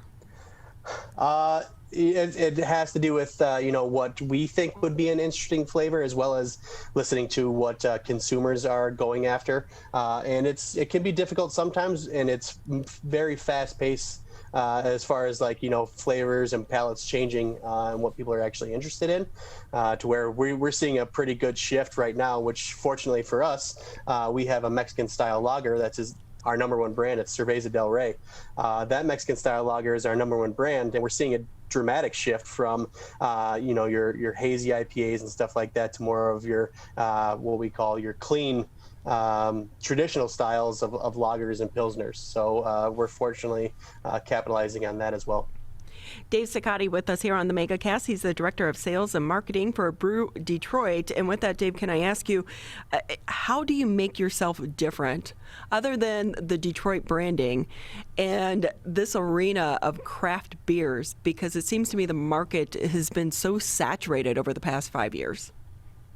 Things like, right off the bat, it's more just who we are as a company. As far as we like to have a good time, we don't like to take ourselves too seriously. We take the quality and the beer very seriously, but ourselves, we just like to have a good time. And we're not afraid to put things out there as far as funny videos or pictures, or what we're putting out there on social media to kind of keep things light and make people interested in what we're doing. We're trying to make sure that not only they're interested in our brands, but make sure that they're interested in the Michigan craft beer community as a whole. There's a very tight-knit group of brewers and breweries that we like to support each other, and we've had a tremendous support from other breweries as well as the craft beer community. So, and aside from that, labels, as you can see over my left shoulder over here, labels are a big part of that. Well, to where we get local artists to help us work on our labels, to where we're standing out on the shelves a little bit more, and even the labels themselves, like the three that I'm thinking of, the last three that we have released is Space Shark. The label is basically a shark in an astronaut costume with some rockets on its back. It is Shark Week, or last week was. It was. Yeah. That was a huge hit then. And then Guavical Wheat. We just made up a name because we have pink guava and more like radical. So Guavical Wheat, it's a pink guava wheat beer, and that is a guava surfing a wave on the can, or lime laser, which is basically just a laser that has a lime on it. You know what I mean? So it's just trying to have really great artwork. Our local artist, his name is Ian Burke. We use him quite a bit for a lot of our new label designs. So it's a culmination of a few things. It's just basically having fun, keeping things light, and keeping people interested in what we're doing. So, Dave, what's one of your storm sessions like back there at the office when you guys are sitting around trying to come up with names? Are you drinking the beer, tasting the beer, trying to get the flavor of the beer to help name it? Sometimes, we look at what ingredients we want to use. And, the things like pink guava wheat, we were just thinking, this is going to be released in the summer. This is a nice, like what we like to call a crushable beer. It's something that we want to have fun with. I'm a huge fan of the beach and the ocean and surfing and whatnot, skateboarding. We're all huge skateboarding fans. So, thinking of something that falls in that line, and we just made up a name, Guavical, where we mashed up two words at the same time and said, yeah, that'll work. And that seems good. Hey, and can I ask you, because it seems like this year more so than ever, everything is about the seltzer. Everyone's getting in the seltzer game. How does that play into your arena of sales? Brew Detroit brand 0. We are really playing on more of the, like I said, like the lagers, the clean style beers, the beer flavored beers, as well as some fun things as well. But we're looking at, instead of, we have a really great New England style India Pale Ale called Cloud 19. We also have one that's called Pineapple Cloud 19. But We're looking at, more West Coast style IPAs to where they're not hazy. They're very clean and bright, clear, if you will, with lower alcohol content between 6 and 6.5. Traditionally, New England style IPAs are around like 7, 6.97, 7.1, that area. But we're even seeing people falling back on more traditional IPAs and pale ales than we are the New England style IPAs. So, it's that's pretty much it. So how's it been? I know that you talked a little bit about social media, and we know that for so many companies, social media really has been vital throughout the pandemic to try to reach a customer base. But other than that, how have you been able to try to reach out to new markets during a pandemic? We've tried billboards as well as things like this.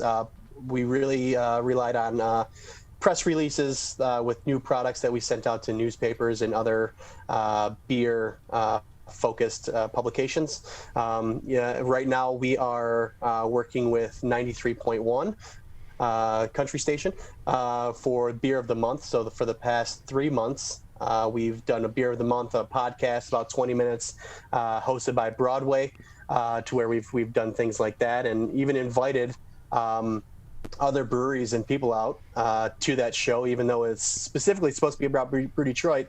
Knowing what the craft beer community is specifically in Detroit, we don't want to necessarily just talk about us all the time, because who wants to hear about the same people every month on one podcast? So to keep it fresh, we wanted to talk about other products. We want to talk about other breweries and what they're going through during this whole thing. And, since we're going to be getting commercials on the air, why not use the podcast to highlight other people as well? That's great. It's like you said, it really is a community, and I miss having the festivals. I'm not a big beer drinker, but when you go to the festival, there's typically one here at Eastern Market, and the other big one is out in Grand Rapids.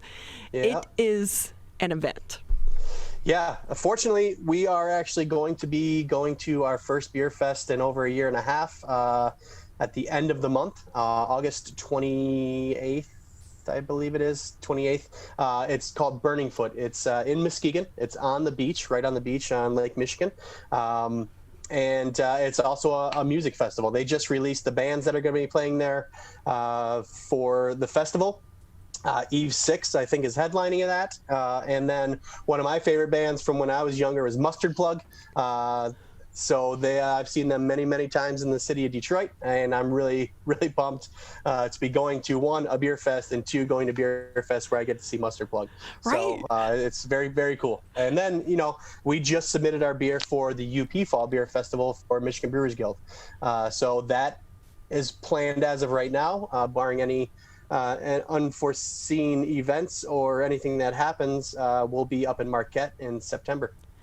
We're talking with Dave Cicotte. He's the Director of Sales and Marketing for Brew Detroit, which is located in Corktown. And Dave, if I can ask you, because prior to the pandemic, there was so much talk around the city of Detroit. I used to travel a lot for my previous job, and wherever I went, the talk was like, oh, Detroit. I hear great things about Detroit. It wasn't like, oh, I'm sorry, isn't that the murder capital of the world? Right. There was a lot of buzz around the city of Detroit. Did that help you in your marketing, having that word Detroit in your name? I think it does help, definitely in the state of Michigan. And it's a matter of getting creative, right? So we're only in the state of Michigan as of right now, looking to get into other states. So in my head, I have a marketing campaign based around how we're going to enter those markets and how to relate to the people who are not in Michigan and not really close to Detroit. So once we start launching that, the idea is that, if you look at any state, or most states, I don't want to say any state, most states, and the ones where at least have our eye on, they have something Detroit in their state, whether it be Detroit Avenue or Detroit Island or Detroit Harbor, even small Detroit cities. There's Detroit.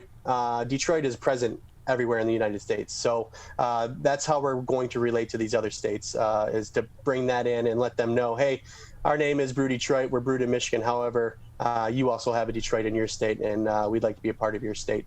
You know what? Maybe you need to hook up with Grace Carroll's over at American Coney Island, because they have the Coney Island, the D in Vegas. It seems like that'd be a great relationship. I will say...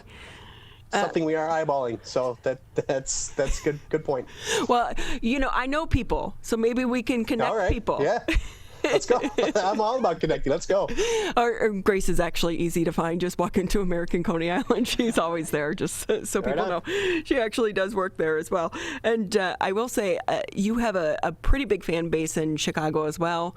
When I would travel back and forth, I would have to pick up some of your beer to take to some of my coworkers over in the Windy City. So it is becoming more and more popular as you go on. And so with that, give us a breakdown. Where can we find you? Which stores? Is it pretty much everywhere? Yeah, it's so if you take the Mitten and you go across from the Detroit area over to Kalamazoo, Battle Creek, and then you can go straight up all the way up to Grand Rapids, and then back over in the Bay City area. Actually, I take that back. We're now getting pretty good footprint up into the Traverse City area. So we've kind of expanded. Our distributor, M4CIC, has done a great job. They're growing as well. They have a rep up in Traverse City area now, to where in a few weeks, I'll be up there, schmoozing it up with the people over in Traverse City and Cadillac area to really hone in on a brand. So it's a really good chunk of the Lower Peninsula, not quite in the Upper Peninsula, aside from, like I mentioned, the beer festival. But we're all over the state of Michigan, through that entire chunk, I guess, of the state up until Traverse City. So I have to ask for your expertise here, because it used to be when you would meet your friends out, you'd go to dinner somewhere and you bring a bottle of wine. You just knew, okay, how much do I like them? Do I like them the bottom of the shelf, the middle of the shelf, or the highest of the shelf, right? It was pretty easy. But now I feel like there is so much pressure when you have to bring beer, because there's so many craft beers on the store shelves right now. I'm overwhelmed. I am so overwhelmed. I'm like, Corona. Yeah, hey. So what would you advise people when they're picking a beer? Go with that clean style. I would say Cerveza del Rey is definitely one of those beers, like we like to call it gateway beer. So those that don't drink craft beer, those cleaner styles like lagers and pilsners. There are a number of breweries that are doing phenomenal lagers and pilsners right now, to where you get somebody really hooked on something that tastes really well. And then, let them know, hey, by drinking this, you're definitely supporting other people here in Michigan, because the Michigan craft brewing community goes beyond breweries. Like at my hat, Michigan Hop Alliance, we have plenty of hop farms here in the state of Michigan, to where a lot of the breweries here in Michigan use those local hop farms. And the more that you support the industry, as far as drinking Michigan beer, the more you support those farms, to where they can grow as well, and the breweries do the same thing. So it's all a major community, as far as, you even have podcasts and stuff like that are becoming really popular and well known, to where people are supporting them as well. Well, it's been great having you on the show with us. Again, for those that may not know, where is the tap room again? It is 1401 Abbott Street. It's in Corktown. You can just, from Michigan Avenue, head towards the river on Trumbull and take a left on Abbott, and we'll be on the right-hand side. Well, it's been great having you, and we wish you and your team continued success as well. Thank you for being with us. Thank you very much for having me. Again, Brew Detroit, located downtown in Corktown. I guess downtown Corktown isn't really downtown, but it is downtown. Yeah. I say it's downtown. With that, we'll take a quick break here on the show. When we come back, just about 20 minutes left, and we'll be joined by the food pantry at Spirit of Grace Church over in West Bloomfield. That's next here on the Megacast.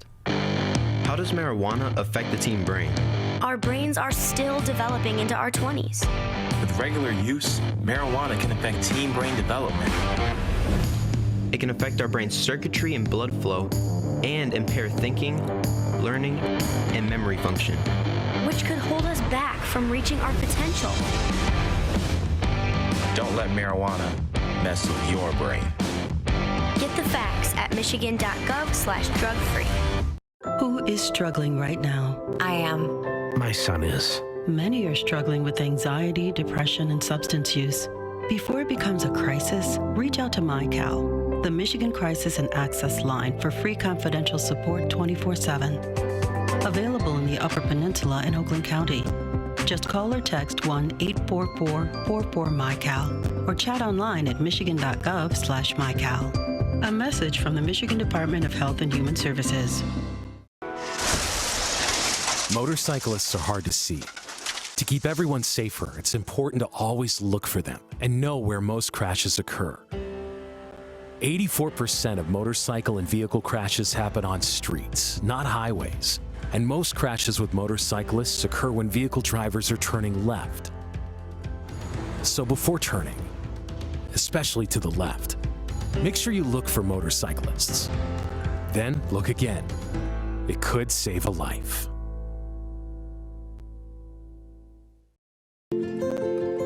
To Sophia and Gabriel. Even though these old knees can't follow on your adventure to the forest today, these flowers represent my love. These stitches and threads join us together. And wherever you see a flower, a bird, a beautiful tree, know that my love is with you.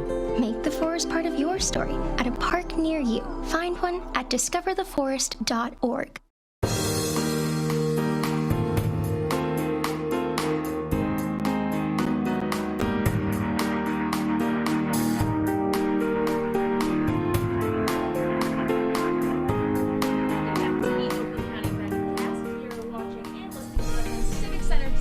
Birmingham area municipal access, 89.3 Lakes FM, 88.1 FM The Biff, channel 15 on Comcast, channel 99 AT&T, 89.3 WBLD Orchard Lake, 88.1 WBFH Bloomfield Hills. And now to talk a little bit more about food and helping others out with food, we are joined by Lisa Brownlee and Peggy Rose. Lisa is the group leader and Peggy is a pastor from the Diabetic Food Pantry at Spirit of Grace Church in West Bloomfield. So thank you both so much for joining us today. How are you doing? Doing well. We're good. Thank you. Good. So the food pantry has not yet opened, correct? No, it schedules to open September 18th, which is the third Saturday of September. We were going to do it every month on the third Saturday of each month, and the start date is September 18th. It's from 10 in the morning till 12 noon. And we are accepting perishables at 9 o'clock in the morning, an hour before the pantry does open. We don't have the space to store them all month, and so we can't really have people drop them off now. So we want people to drop them off an hour before the pantry opens. But the non-perishables can be dropped off now. We have a storage bin in back of the church, and that's for the diabetic food donations. We need food donations right now, and we need unused shopping bags and clean boxes.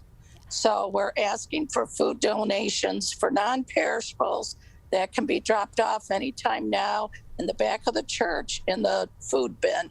It says Diabetic Food Pantry donation. So just to backtrack a little bit, where did the idea and inspiration to start this food pantry come from? Well, it started with me because I was diagnosed with type 2 diabetes 6 months ago, last Christmas. And in the past, like during the pandemic last year and other years, I've utilized like food banks because I've been like out of work certain periods of time throughout my life. So I needed help with food. So, and now I kind of know what they have, and they don't have anything for diabetics. I've had to change my diet completely. And so I came up with the idea of opening up a diabetic food pantry for people that are diabetic. So how do people know exactly what foods are acceptable to bring for the diabetic pantry? Do you have a list anywhere to guide people? we have a list on the church website, and all they can do is log on to the church website. Pastor Peggy can let people know the church website and link onto the list. And I know you said anyone is welcome to come bring food, donate food at any time, but how do people sign up to actually come and get food from the food pantry? Is it open to anyone, or do you have to be diabetic? Well, the people that receive the food have to be diabetic, but caregivers that are caring for somebody in their family or a friend that's diabetic can come and pick up the food. But anybody can donate and anybody can volunteer. Yeah, so continue. I'm sorry. If you want to volunteer, you need to call a church and let them know, and they will put you down on the volunteer list. Yeah, that is great. And just a couple more minutes with you before we have to let you go, unfortunately. But where can people go if they want to find out more information about the food pantry? Okay, I can speak to that if you would like. Yes. Okay. Do you want me to give the information, yes, Lisa? That would be great. Yeah. So the church website is www.spiritofgrace.church. And you can go there for more information. And the church office phone is 248-682-0770. And we do have our blessing box outside the front door of the church for people who are not diabetic. They can use that and donate to that anytime. It's take what you need, leave what you can. But I really commend Lisa on starting this new ministry specifically for people who are diabetic. And that will be the third Thursday of each month. Well, that is fantastic. Thank you so much for sharing with us. And I'm sorry, unfortunately. Excuse me, it's not Thursday. It's third Saturday. Sorry, Saturday. I misspoke. Thank you, Lisa. Yes, well, thank you. Unfortunately, we do have to get going, but it's been great talking to both of you, and we wish you the best of luck with the food pantry as it begins next month. So thank you very much. Thank you. We're going to take one quick break, and when we come back, we're going to be joined by our good friend Debbie Binder from over at the West Bloomfield Township's Clerk's office. See, certain things get reincarnated in your children. My daughter is very much inspired by my wife's artistic pursuits. So my daughter started making necklaces. She makes what we call affirmation fashion. I tell her every day that your black is beautiful. Your black is beautiful. Your black is beautiful. And if there's anything better than being beautiful, it's being smart. And if there's anything better than being smart, it's being kind. And reaffirming that every day is our method of making sure her chin never drops. My dad wasn't around, and I remember riding a bike and falling off and cutting myself, and me never just wanted to get back on it. People ask, how your children learn how to ride a bike, and you didn't. I didn't teach them. I just created an environment where they taught themselves, and all I had to do was be there.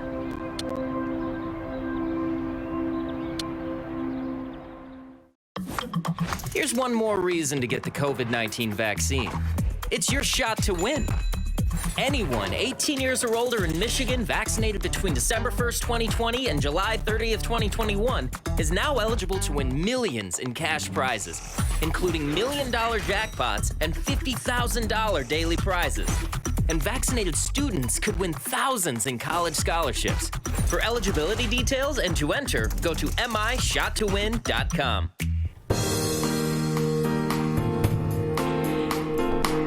Welcome back to the Oakland County Megacast. I'm Ronnie Dahl here in the studios alongside Miss Erica Jones and Calvin Brown as Tyler Keefe takes some much well-deserved time off. Just a few minutes here left in the show, and we want to bring in Debbie Binder. We know today is primary day. Not a big day here locally. Pontiac has some elections. I was a little sad I didn't get to go to the polls to vote today. It is a quiet day. I do have to say, though, after 2020, Ronnie, this might be the first year since I was elected in 2016. We may have one election. We won't know until August 10th if we have one for November. But this will be the first year that I definitely have had below 3 elections in a couple of the years before. It's been a busy between all the school districts we've had many elections. It's been a busy few years, and 2020 was extraordinarily busy. So we are getting a little bit of well-deserved break also over here at the clerk's office. It has been a crazy year, and just so you know, I did stack up on my I voted stickers the last time I went to the polls. So I have several. So I'm just going to slap one on today. People like to vote, including me. I am a poll voter because I like to get that sticker. I like the energy at the polls. It's fun. So it does inspire people. And I make sure my election workers know, don't forget to hand someone that I voted sticker, because it's possibly why they came out to vote instead of voting absentee. That is so true. I'm glad I'm not the only one, though. Hey, Debbie, if I can ask you, though, it's crazy right now for people trying to get their passports. I've had my friends from Ohio, they must think I have like a magic wand because there's an office in Detroit. Can you get us in? I'm like, no, everyone is going through this. What is the deal with the passports right now? It's a combination of things. They're quoting, obviously, the COVID and understaffed, but there's also been a problem with the mail that is not a new issue, and that is causing delays. So that the Department of State has now packed that time with the mail delays into their times that they're quoting for passports. So we are getting quotes now for 3 times what it normally takes to get a passport, up to 18 weeks. Again, we're a passport acceptance agency, which means we're not a passport agency. We literally are a flow-through for the Department of State. Well, we're getting quotes of 18 weeks for a regular passport and 12 weeks for an expedited passport, up to 12 weeks and up to 18 weeks. So that is about triple what we used to be able to quote. So yes, there is a problem in terms of the delays, which is why we are telling everyone and spreading the message to plan ahead. Don't wait till last minute if you need that passport. If you have definite travel dates that are in the near future, you will need to go to the Detroit office and try to get in there to get that passport. We are now, and the demand is there. We are actually booked through the beginning of September with our appointments for passports. It is open for residents and for non-residents. Wow. Although we are taking residents first and non-residents as space allows. But, the biggest message is don't wait and don't think anybody can expedite that passport. If you get to where you're crunched on travel time, going down to the Department of State in Detroit is going to be your only option. So, and then you do have to have proof of travel to go that route. So please make sure you are planning ahead. Again, we're talking with Debbie Binder. She is with the West Bloomfield Clerk's Office. And Debbie, what else is going on over there at the Clerk's Office? Well, one thing, Ronnie, before we run out of time, I just want to thank you for your constant coverage and support of the clerk's office in everything elections. It has been a pleasure to work with you, and I wish you well on any endeavor that you take on, because I know you will be successful. You really commit so much of yourself, and it shows in everything you do. So thank you for supporting me, for supporting elections, and for supporting the clerk's office. Always appreciated. Well, I have to say, though, Debbie, every time you come on, and as someone who's been a reporter for 20 plus years, you cover election day every single year, I still learn something new every time you come on the show. So really, you are such a service to the community, and the knowledge that you share, we're just the avenue. We're just your pulpit. Let's just put it that way. So it's always great to have you. But you do a great job, and you get important messages out to people. And quite honestly, I think you and Tyler almost single-handedly helped make sure I had sufficient election workers in 2020. So again, very grateful. And with that too, Debbie, can we talk a little bit, because I keep trying to push my sister to volunteer, because she's one of those people who may or may not think there's a conspiracy theory behind the voting and the polls. And I'm like, go volunteer. How can people sign up to volunteer? And it's funny that you bring that up. I had that conversation this week with another one of our election workers who said she would be skeptical, except just the training. Last year in November, we had a lot of extra people trained in case we had to have a second shift. So I had about 100 workers that we didn't end up using, but went through training. And I ran into one of them just in the last couple of weeks that said to me that when all of this stuff came out and all of their concerns, that just having gone through that training alone alleviated their concerns and helped them understand the process and all the checks in place in that process. So working an election is paramount in terms of getting satisfied and comforted in the process and what goes on. So I would recommend to anybody who wants to learn the election process, even contact me about attending a training, and maybe that's something we'll look at doing, because I do think when people find out all of the steps and processes that go into an election, they are reassured. They know that there's so many checkpoints in place, as well as audits afterward, and that provides great comfort. So what I would do is say, contact the clerk's office if you're interested in working an election, and maybe that's something we'll look at if people just want to come and attend a training, because I think that knowledge alone will reassure people on what goes on election day and beforehand. Yeah, and since you'll have a little bit of downtime, before the next election, that could be a good use of the time just to calm some nerves, because we don't want a repeat of what we had last year. No, it was really, from all clerks' perspective. I think I've told you before, I'm on the board of the Oakland County Clerks Association, where we are a very committed, bipartisan group of clerks. And it has been frustrating for every single one of us to the challenges that we face when you have such committed people who are out there doing their jobs, working hard, protecting every single person's right to vote, and then being questioned that we aren't following the law, which we are. We follow all federal and state election laws and create maybe individual processes but nothing is out of compliance with the laws that we have to follow. So I implore everyone to get involved to some capacity, even if it's just attending that training, so that you do learn what goes into it and why these hardworking clerks in the state of Michigan are protecting their vote, and that their vote does count, and their vote does count as it was cast. Well, Debbie, it's always a pleasure talking to you. We appreciate your time, and I hope you have some fun plans ahead for the summer. Enjoy the time off. We always appreciate talking to you. Again, the West Bloomfield Township Clerk, Debbie Binder. That's going to wrap it up for the Tuesday edition of the Megacast. We'll be back tomorrow, 10 a.m.